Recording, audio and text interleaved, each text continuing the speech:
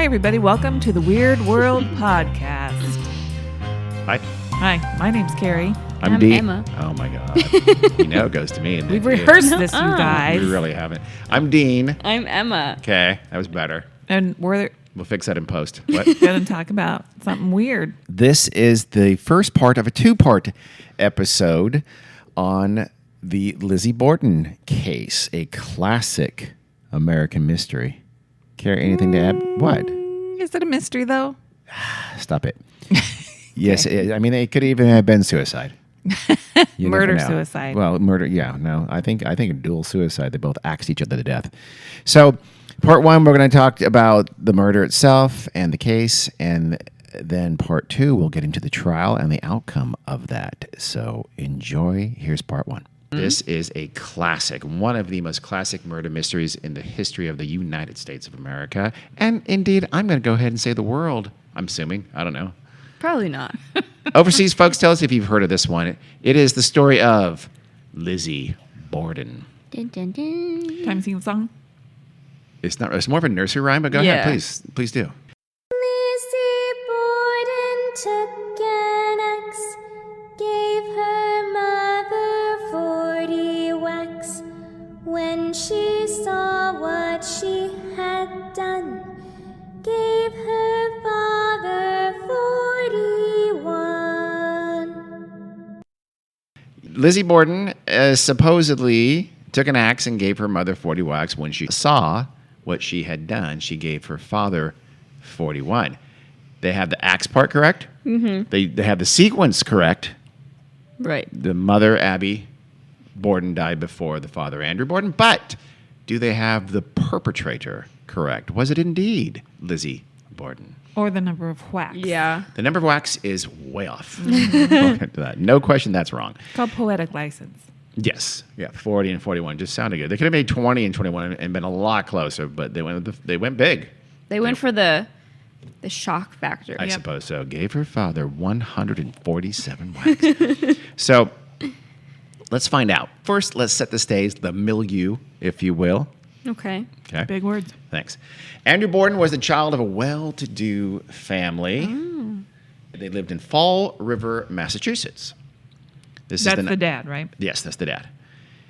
He struggled, though, when he went off on his own in his career. He struggled for a while and lived very frugally. He was classic, New England, taciturn, frugal, tight with money, all that stereotype. He pretty much fit it. Had the whole kind of Lincoln beard vibe going on, that thing. Mm. So he eventually, though, made a lot of money and started becoming pretty wealthy. His first business foray that really worked was selling caskets.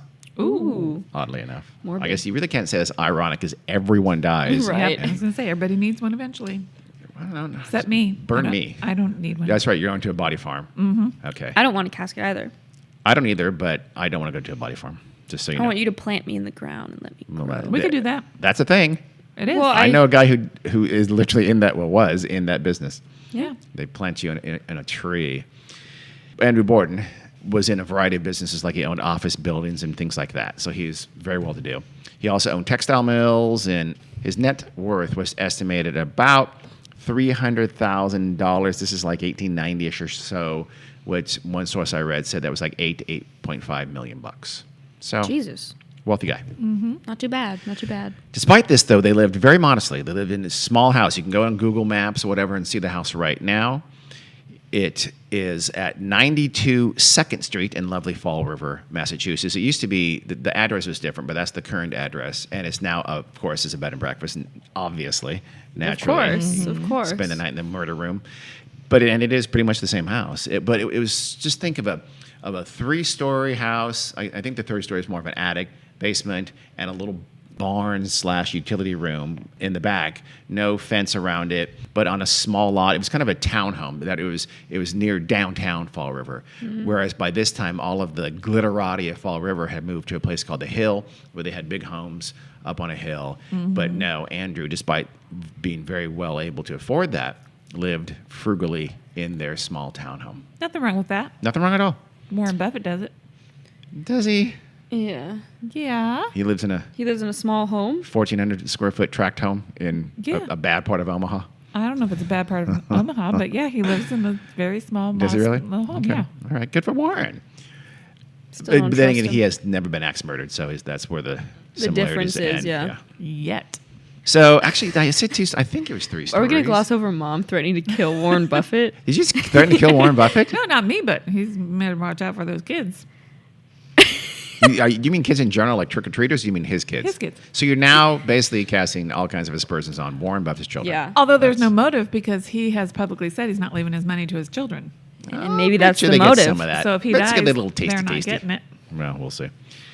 This house, though, it had no indoor plumbing and no electricity, both of which were already pretty normal. So it was a little beyond frugal. Interesting. For well-to-do homes would have had those things by this point.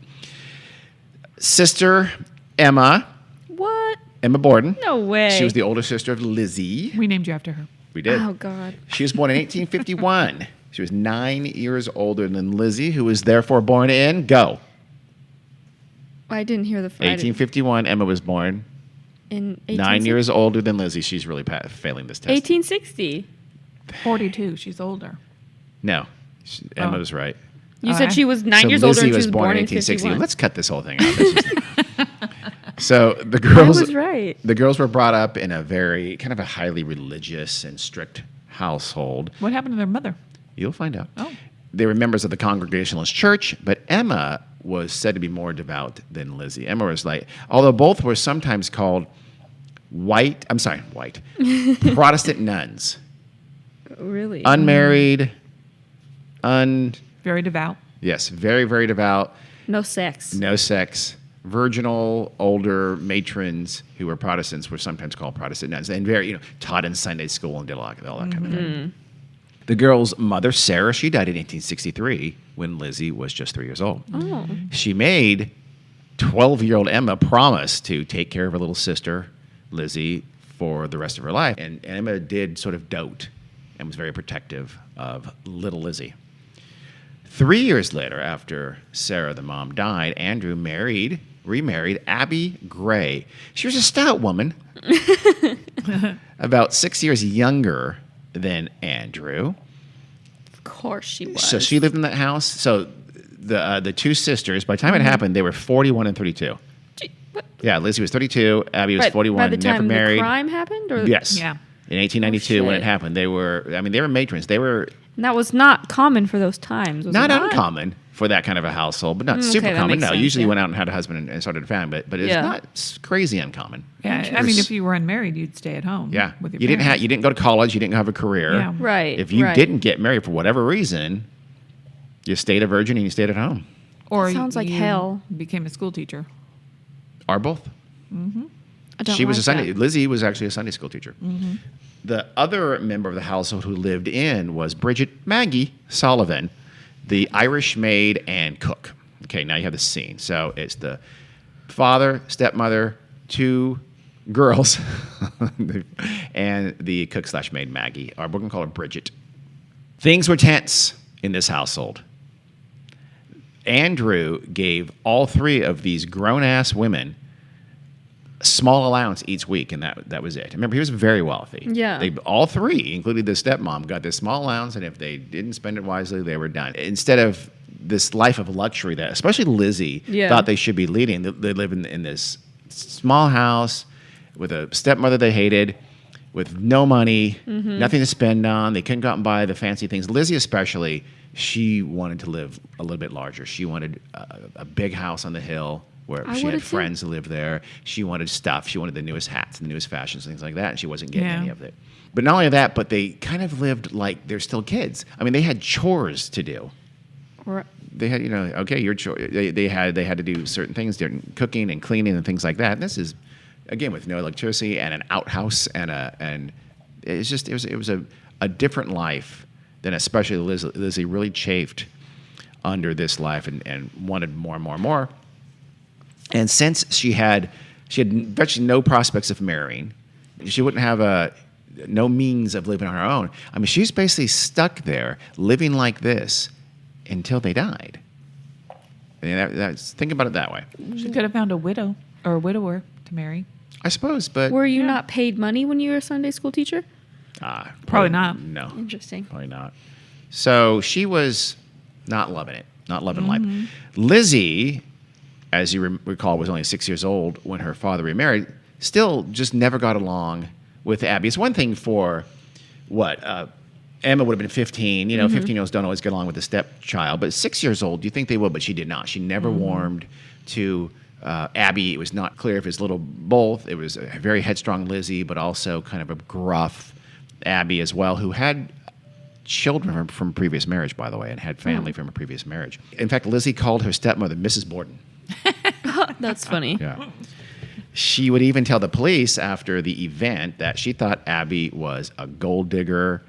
And Bridget, the maid, told police that it had gotten so bad that they never took meals together. They would serve dinner in shifts. They'd serve Abby and Andrew dinner first, and then they would clear out, and they would serve Emma and Lizzie dinner second. Damn. And this is entirely because of Abby's presence at the table. Her dad was, she got along with her dad, and she liked her dad, but it was, he was a typical Massachusetts 19th century dad. It wasn't a real close, warm relationship. So in May of 1892, Andrew Borden took an axe Okay. into the barn, where he dispatched a whole roost of pigeons that Lizzie had been raising in the barn, because he said that the boys, neighborhood boys, were like throwing things in the barn and trying to, or even shooting at the pigeons to try to kill them. So they were like a nuisance. And so he killed them all. We can't have nice things anymore because little shit kids, basically. So they're her pets, basically. They're right? effectively her pets. And he went in there and slaughtered all of her pigeon pets. I'd be pretty pissed Yeah. off. It's said that she was very upset. She would later say, no big deal. I wasn't that put off by it, yeah. In July, both Lizzie and Emma left the house after an argument, and they spent a couple of weeks with relatives in New Bedford, which is a town about 15 miles away, a little bit bigger town than Fall River, where they had relations. They told neighbors, they went on vacation to visit relations, but it was well known that they had had a fight, and it just had come to a boil, and they needed like a cooling off period, effectively. Wow. And hopefully things would cool down. And when they got back, everything would be fine. Sure. It was not. Remember now, again, the sisters are at this point are matrons. They're Emma's 41, Lizzie's 32. Well, Both you're are. just hammering that home, aren't you? Well, it's because I want to. It's important because both they're essentially wards of their father. They have no means to support her on their own. Right. If their father died before Abby died, she and her family would get everything. Right. They literally wondered, are we going to be out in the street? Yeah. He apparently he had left everything to Abby, or the will was all went to Abby. So, and they really just chafed under both Abby and this whole household. Again, Lizzie wanted to go move and live a little bit higher and nicer, but we're still. Lately, their father had even started giving assets and gifts to Abby's family. What? When Abby's sister got a house. That was it. The sisters would live in both Emma and whole Lizzie. A house. God. He bought Abby's sister, their step aunt, a house, and he'd been bestowing these gifts upon Abby, and so they felt like Abby was, obviously influencing this. Again, they thought she was a gold digger, and distributing assets that they thought of as their inheritance are now going into Abby's family, which they don't get along with. So they went to their dad after this happened, and they demanded that their father give them the house that they had grown up with their mom, which they still own as a rental property, and he agreed. He sold it to the two sisters for $1, and then a short time later, which would be just a few weeks before they were murdered, he bought it back from them for $5,000. So it's some little inheritance money laundering way to get them $5,000 for themselves. So, but this came after a tremendous amount of tension. Right. With Abby and her family, and seeing their inheritance kind of dissipate. But then they didn't have the house. No, they had $5,000. Yeah. I'm sure with respect. Lizzie was younger than Emma, but Lizzie was a much stronger character, much more willful. And from anything I've read, she kind of ruled the roost, at least as far as the sisters went. All of this kind of low rent family squabbling would come out before and during the trial. But it does paint this picture of this really just this stifling house, tremendous restrictions, total turmoil, tremendous just tensions seething underneath the surface or not. And one, again, that Lizzie desperately wanted to be free of. So then just a few days before the murders occurred, everyone in the house got violently sick. Someone thought maybe it was the mutton. Because apparently they had left like a big mutton and you left it simmering in a pot for like days and just sort of picked at it and created meals from it as you different days. What exactly is mutton? Sheep. Okay. I'm sure they did the same with beef, but they had been eating mutton for a few days, and some people thought, okay, maybe it just had gone bad. Maybe. But Abby, the stepmom, thought that they had been poisoned. Perhaps it was said one of Andrew's business enemies from his many, he was said not to be he was not a well-liked man in the business world. He cut a hard bargain. So maybe that was a suspicion. Maybe it was someone trying to kill Andrew. But anyway, it appears very possible they were poisoned just a few days before they were axed. Why are you chuckling, Carrie? Well, this is intriguing, and we'll see a little bit. It is intriguing. In a minute, we'll see if it's even more intriguing with something Lizzie did. So it is August 3rd, the day before the murders. Uncle John Morse arrives at the Borden House in the evening of August 3rd. His full name is John Vinicum Morse. He's their mother's brother.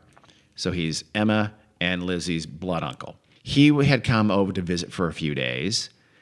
Some folks speculate that they were there to talk business and Uncle John wanted to do some business deal and was seeking investment from Andrew. And some folks speculate also that this made Lizzie and possibly Emma too even more angry. Like, oh, there goes more of our inheritance. He's going to blow it on Uncle John. God damn it! So it just set the household even more on edge. John slept in the guest room on the second floor. Indeed, you guessed it right. The murder room, the eventual murder room. And so on the morning of August 4th, the household inside the house consisted of John Morse, Andrew and Abby, Emma and Lizzie, and Bridget, the maid. And Andrew and John got up, had breakfast, and they went to Andrew's, I guess, study there on the first floor and talked business. So they went over whatever business deal they were going to go into. They chatted about that in the sitting room for about 1 hour or so after breakfast. Okay? John left at 8:48 a.m. If you would like to start a timeline, please feel free. Okay. So John left at 8:48. He would later say he went to buy a pair of oxen because that apparently was still a thing in Massachusetts in 1892. I find that weird. Kansas, maybe. Massachusetts seems odd to What do me. you think? Massachusetts is one big Boston? Yeah, one big Boston. That's all I think of. I think so, yeah. I do think of it as that. This is actually in Western Massachusetts, so it makes perfect sense, but it still seems weird to me that people went to buy a pair of oxen in 1892. I don't Probably know. farms in Massachusetts to this day. Plenty of farms in Massachusetts. He then went to visit a niece who lived in Fall River. He did not live in Fall River. He had a niece there, so his morning, he said, I'll be back by noon for lunch, and left at 8:48. So Andrew then left for a walk and also to look in on some of his businesses. He is said to have left right around 9 a.m., so not long after Uncle John left. Okay? 9 a.m. Got it. Abby, at that point, then went upstairs at around 9. Abby, after husband Andrew left at 9, Abby went upstairs to tidy up the guest room where Uncle John slept. It was said later this should have been a chore for Emma or Lizzie, but she did it. I don't know. It's weird. So she is up there for sure until between 9 a.m. and 10:30 when Bridget the maid would go looking for her and realize she was gone. So Abby's death, I'm not. That's not a spoiler alert there. Okay. We know she's going to die. Abby was murdered sometime between 9 a.m. and 10:30 a.m. Okay. We know that for sure. Abby was facing her killer when the killer with an axe swung down onto her face. She was slammed on kind of the side of the head, just above the ear, and then the blow from the axe knocked her. She must have been unconscious because it knocked her straight face down, slammed her to the floor because she had bruises and injuries on her face and nose. Yeah. So she apparently was hit with the axe, facing her attacker, Must have knocked her out immediately. And she Wow. just, boom, went face down, lying on the floor at the side of the bed in the guest room. Jesus.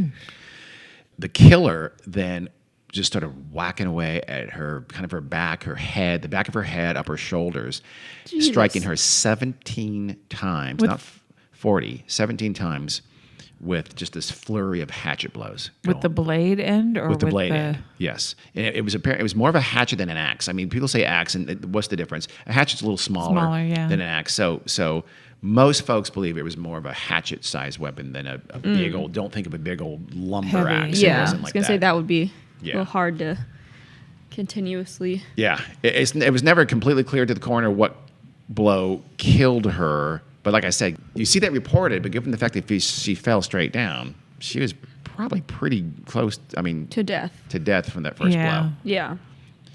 Andrew got back from his walk at 10:30. That's how we know that Abby was nowhere to be seen at that point, right? So that's how we're pretty sure that she was we investigators, we the Fall River Police Department, Yes. she was killed between 9 and 10:30. When he got back there at 10:30 from his walk, his key would not open the door for some reason. I don't know if it was stuck or it just was a bad key. He started knocking, and Bridget, the maid, went to let him in, and she did find the door stuck. So she had to struggle to open the door. And while she's doing this, she says that she heard Lizzie giggling behind her from somewhere. She didn't turn around to look at her, but she is pretty sure, just from the sound of the voice, the giggling could be heard, that Lizzie was on the staircase. And this is important, because if you're about halfway up the staircase, you cannot fail but see straight into the open door of the guest room where her stepmother lay in a pool of blood. So if Bridget's hearing can be trusted, she was giggling. Now she can't swear that she's giggling at the fact that she can't let her dad can't get in the house. Right. But she thought that. Yeah. And she thought from the sound that she must have been on the staircase. Lizzie would deny that she was on the staircase. Okay. Or Of that she course. even giggled at all. So again, if upstairs, that's very damning evidence, but we can't be for sure that she was. For her part, Lizzie would later say that this wasn't true. She had not been upstairs, and she wasn't giggling at what was, her dad not coming in the house. I have a question. Yes. Have we established where Emma is? Oh, I'm sorry. Emma is gone. She went and I think she even left the night before or early that morning. She left to visit friends. She's gone the whole day. Okay. She had a rock solid alibi. In fact, I'm sorry. She was in New Bedford. She had gone back to those relations in New Bedford, again, a town about 15 minutes away. I'm sorry, 15 miles away. By the Convenient time, alibi, 7 hours. Emma. Is a very convenient alibi. In fact, it's a rock solid alibi, although, as we'll see at the very end here, not everybody agrees that it's a well, because they're stupid. But anyway. So finally, they're able to open the door. Andrew comes in, and right away he says, where's Abby? Where's my wife? Lizzie tells her father that, a messenger came by to the house with an urgent appeal to Abby that a friend was sick. Would she go tend to the friend? Okay? This didn't happen because no one else was witness to that. And as we know, Abby was up in the guest room in the second story, very, very dead. So And Bridget, it was Bridget who heard Lizzie tell her dad this? yes, That's how we know? yes. Okay. So that was a lie. Yeah. So she lied about that. Lizzie then claimed her dad was tired from his walk, so he went into the sitting room and she removed his boots and she put on his slippers, like every daughter should do. Like every daughter should do. Oh my God. I remember pulling off my dad's cowboy boots, Do to you? be honest. Yeah. I'm never taking your shoes off your feet ever. I mean, we didn't do it every day. Here, but take my sandals off. No, you've Put my got slippers gross on. toes. I also got paid. No, my toes are much better now that I don't play basketball. Okay, fine. I also got paid a dime to iron his shirts, which rip off. Yeah, you were pretty much exploiting Slave child labor. Yeah. I know. Yeah, that's well, it's not technically a slave. Well, I guess you could leave. Could I? You could have left. So she put on his slippers allegedly, and then he went into the den / sitting room for a nap on the sofa. Later, crime scene photographs were taken of the crime, and guess what Andrew had on his feet? Boots. His boots. His boots were not removed. And she did not put on his slippers, so she lied about that as well. Huh. Maybe the Unless killer he- put him back on. Yeah, Yeah, the killer did. that he seems did. really plausible. You know, actually. I'm going to take a nap. I need my boots on. I'm gonna put Maybe them back on. somebody came into the room and Andrew woke up, put his boots on real quick, Go on. I'm listening. It's and then got hit. Yep. Okay. I And like killed. it. Hold on there. No, since he was absolutely prone and asleep when he was attacked. He never saw the axe hit him in the face. Lizzie then told the maid Bridget that, hey, guess what? I heard a local department store is having a sale. You can go if you want. Why don't you go? Leave, please. Leave, please. Bridget, I'm assuming to the consternation of Lizzie, said, oh, so I'm free of my duties for a while? Okay, well, I actually have a terrible headache, so I'm going to go upstairs to my room in the attic and lie down for a while. I'm not going to go to the department store. So Lizzie goes, oh, okay, whatever, bitch. And so that's what Bridget did. Bridget then went upstairs to her attic room to lie down. This was just before 11 o'clock, apparently. Some people say 10:58. And it was probably 3,000 degrees up there. Oh my God! It was August I know. of Massachusetts. Yeah, it was actually a stifling hot day. Yeah. It was. Wow. that Which sounds- then again, I wonder how hot it was. You always hear like in England, like, oh my God, it's brutal. It's 84. I don't know if we're gonna live through this. Yeah. And, okay, welcome to California, dick. It's 111 one, we're one day. But it was hot. It was your non-air conditioned, Yeah. small ass house. Yeah, now probably 7-foot ceilings. So yeah, not good. So according to later testimony, Bridget said she left Lizzie, and she thought it was 10:58. So let's say it was a little before 11 a.m. She left Lizzie. The dad's in the sitting room having a little nap. She goes upstairs.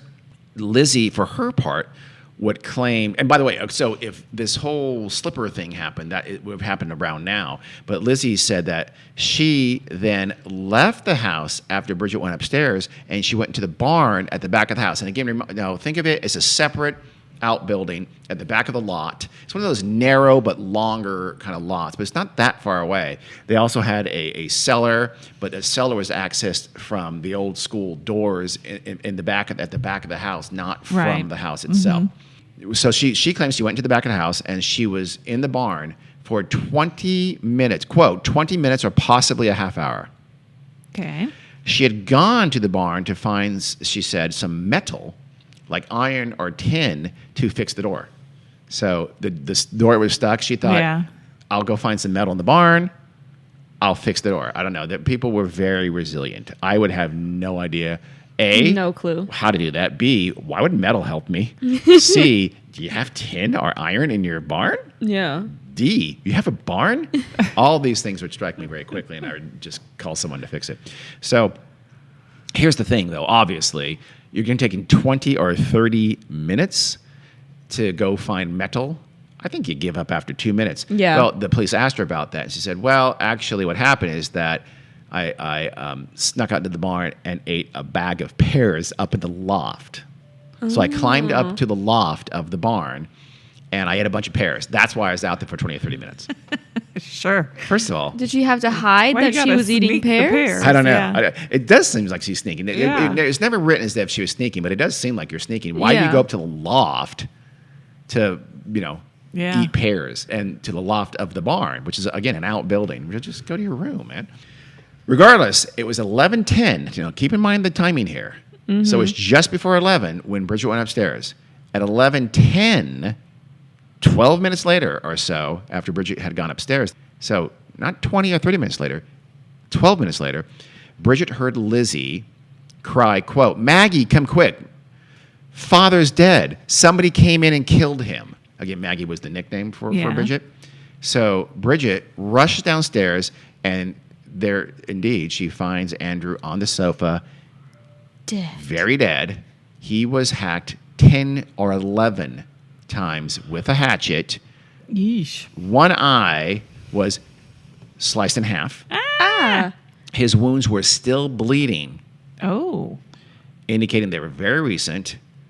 And the police would later estimate that his time of death was right around 11 o'clock. So it appears that they had found him just about 10 minutes after, roughly 10 minutes after he died. And at this point, no one had found the stepmom? No one has found the stepmom yet. No. If his wounds are still bleeding, doesn't that mean he's still alive? It doesn't mean he's still alive necessarily. I mean, they can just sort of be oozing out. They weren't like gushing, but they were oozing. So Okay. your body, your heart stops, so you don't have that arterial pump action, but Right. you can still definitely bleed for quite some Blood time. still The blood still is in your oozing out, body, yeah. Gravity. And the murder, and the blows were directly to his face. So he's basically there's a sofa. It's on. Okay, think of the door, and on that side of the of the room, the sofa is on the other side of the door. So the sofa is against the wall on the same side where the door is. Okay. Basically, just open the door, and the sofa's right there, and his head is there. So he would have never seen his attacker. The person Jesus. hasn't acted. Right. Just literally just turn to your left and start hacking. And that's Right. what happened. So he almost certainly was dead without regaining consciousness in all likelihood. Yeah. Wow. But again, they kept on hacking away 10 or 11 times, which is a lot. 17 Yes. for her, 10 or 11 for him. That Which is a they lot. say is personal and Of course. angry. Yeah, which does make sense, but I can see psycho killers being angry too. I don't know. Yeah. Or just psycho. Call me romantic. Yes. Yes, but no, that is supposedly a hallmark of a personal Passionate anger. killers. Passion, a crime of passion. So let's talk about the investigation. When the police first interviewed Lizzie, her story was all over the place. Right. She was incredibly inconsistent. In fact, she kind of always was. She told them she had heard various sounds before coming back into the house from the barn. Remember, she said, I was out in the barn when I came back into the house. And again, the timeline does not fit. Right. She said, I heard like Well, a grunt. okay, I have an answer to Yes. that. Okay. As you're going about your business, you're not looking at the clock every 3 minutes. Yes. So she was you wrong could about be how off long. on your time. Yeah. And Bridget could have been. Yes. It could have been a little further before, a little more before 11, which Yeah. makes sense. He came back about 10:30. I guess his agreement on that. So maybe it's 10:45, maybe it's 10:50. But again, he was very recently killed. You're right. There is some wiggle room on the timeline, but not a ton. Not a bunch. It certainly wasn't. It was well after he came home at 10:30. So let's say it was between 10:50 and 11 when Bridget went upstairs, and it was, or 10:50 and 10:58 when Bridget went upstairs, and it was almost immediately thereafter he was killed. Very, very quickly he was killed. So anyway, Lizzie said, I came back from the barn and into the house, and I heard like a groaning sound, or no, maybe it was more like a scraping sound, or then, no, I thought I heard somebody calling out like in distress. She said all three of those versions of hearing sounds as she came back from the barn. A couple of hours later, Lizzie said to the police that she had not heard anything at all upon re-entering the house, and she had no suspicions whatsoever that anything was wrong and that her dad was lying there dead. Lizzie also later said that she thought Abby had come home from her errand to see the sick friend that never occurred, and that this must have happened after she found her father and before the police arrived, because the timeline gets a little hinky here, because at some point they couldn't find Mother Abby. It wasn't the police who went looking for her. It was a neighbor came over, and Bridget the maid, and they went to look for Abby. So I don't know if that was right after they found their dad, before the police had arrived. I'm thinking probably so. Yeah. And that it makes was, sense. Yes. And it was the neighbor and Bridget who got like halfway up the stairs. And again, you can't miss it. They saw Right. her body laying crumpled in the guest room immediately and never even went the rest of the way upstairs. At least maybe they did. So throughout all of this, Lizzie was reported by the neighbor, the Bridget, and the cops as being just incredibly calm, cool, and collected. Very unemotional. The police on the scene thought she was the proverbial too calm. Right. Right. She seems too calm here. But despite this, and despite having some fairly instant suspicions, and frankly, rightfully so, they didn't do basic forensic things. They didn't check her for blood or blood stains. They didn't check her physical dress or body for any kind of physical evidence whatsoever. Well, but they probably just assume. I mean, What do you assume? You assume it's the madman who jumped in, whack, whack, whack, whack, whack, two people, an hour to an hour and a half apart, and then left. Is that what you assume? I mean, they're not. No, Yeah, no one they're not assumes going that. to assume it's the loving daughter. They absolutely did. Very quickly Yeah. they assumed. Yeah. I mean, it's one of those cases. They did at most peek into her room, but they didn't search it at all. This is on the day of August 4th. They didn't really search it at all. They didn't conduct any kind of organized, proper search, because Lizzie came in and said, I'm not feeling so great. I'm going to lie down. They said, okay, go ahead. Yeah. Oh my and god. they left. So the search and the investigation on the scene of the day of was completely botched. To their credit, though, they did go downstairs and search the basement, the cellar. There they found 2 hatchets, 2 axes, and a hatchet head with the handle broken off. The break to the handle looked to the police like it was very new. So they immediately thought this might be the murder weapon, this Shit. hatchet head in the cellar. I don't know how you determine a new Break. break. What, there's not cobwebs Yeah, on it? well, I mean, not cobwebs, but I think you can.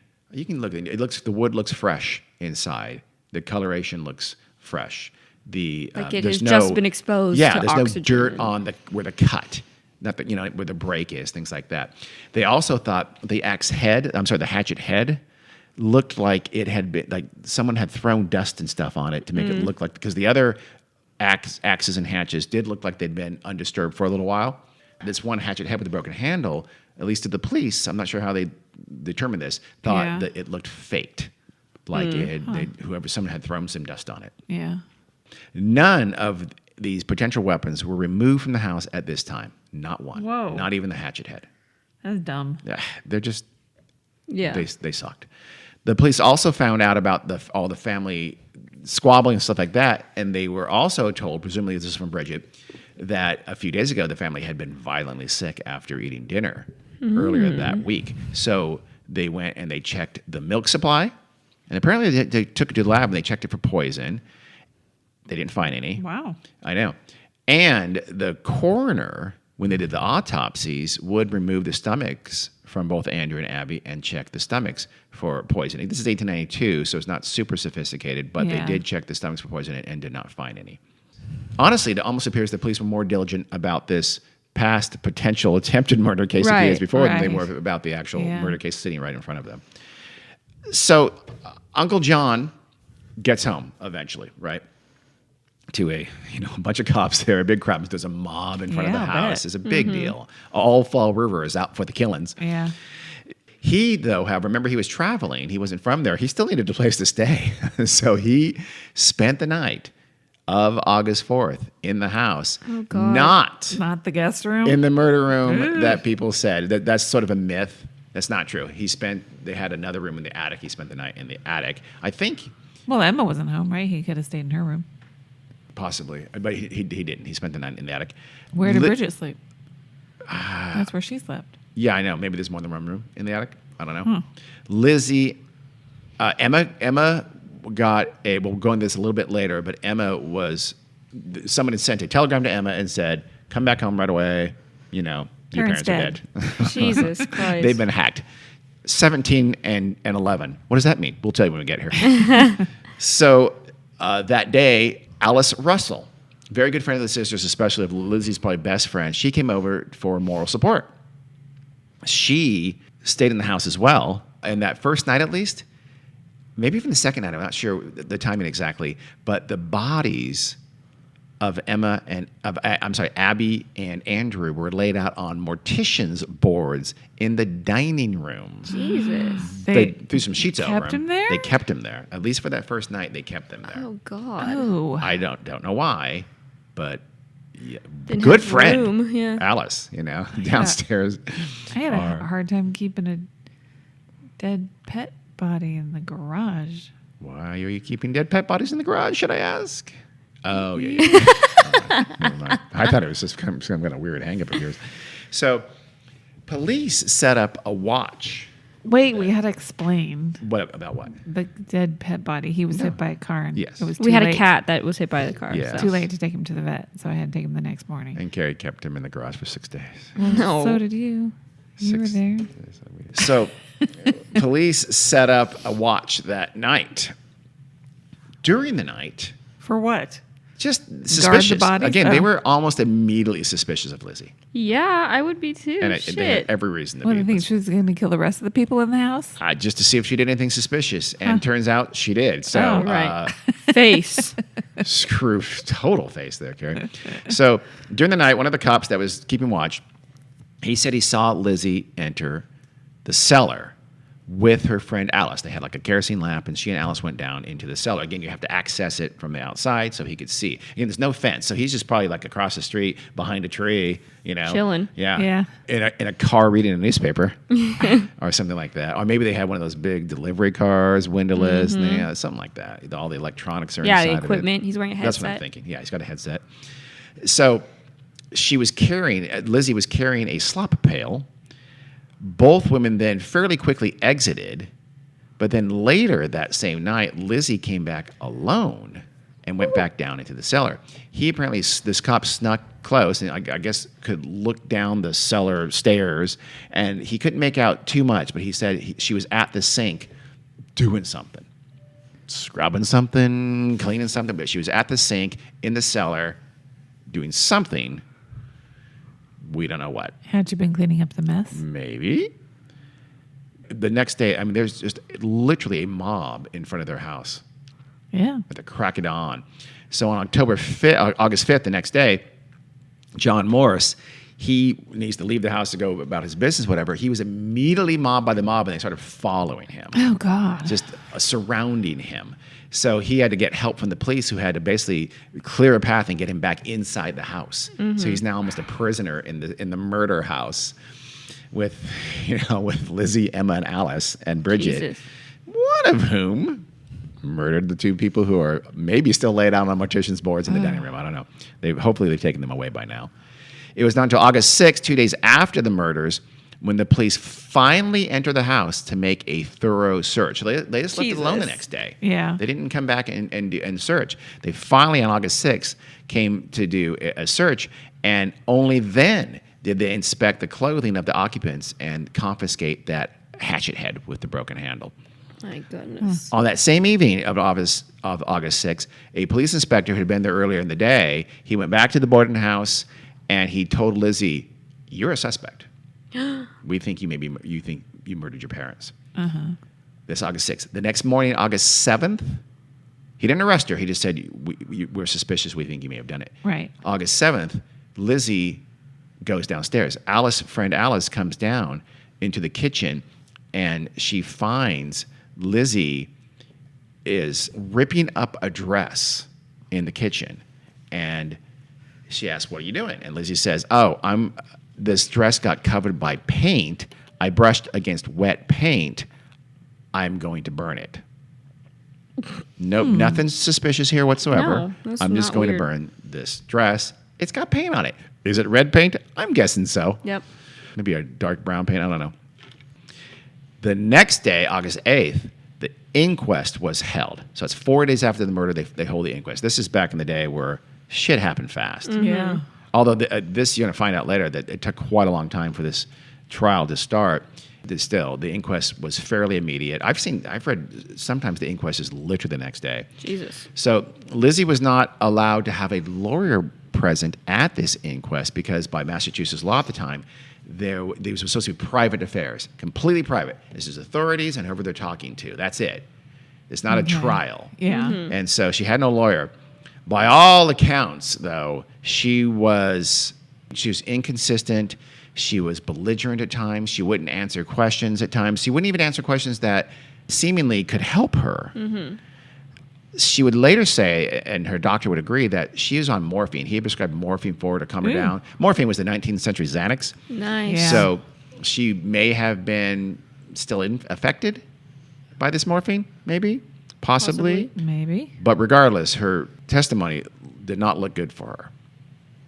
She also, at this point, she was very inconsistent. For instance, she had three versions of what she was doing when her father got home. So again, her father got home at 10:30. That's when Bridget said the door went open and she thought she heard Lizzie behind her laughing from the stairs. She said, "No, I was reading a magazine in the kitchen." Later in the question, she said, "Oh, I was ironing clothes in the dining room." Again later, she said, "Oh, I was actually coming down the stairs." So she had different versions of what exactly she was doing. She also, again, claims she removed her father's boots and put on slippers, which we know cannot have been true. Right. So it didn't go well for her. And 3 days later, on August 11th, Lizzie Borden was arrested and hauled into jail. Dun, dun, dun. Okay, that was the end of part 1 of the Lizzie Borden case. In case you can't hear the background, that's Alexa. Alexa, shut the hell up. Alexa, stop. Okay, I prefer my tone. So please, Carrie, tell them where they can. No, don't do that. Just go ahead and tune in to the next one. It'll be out next week. Since the 2-parter, we're going to do this in back-to-back weeks. So please listen for part 2. And thank you for listening to part 1.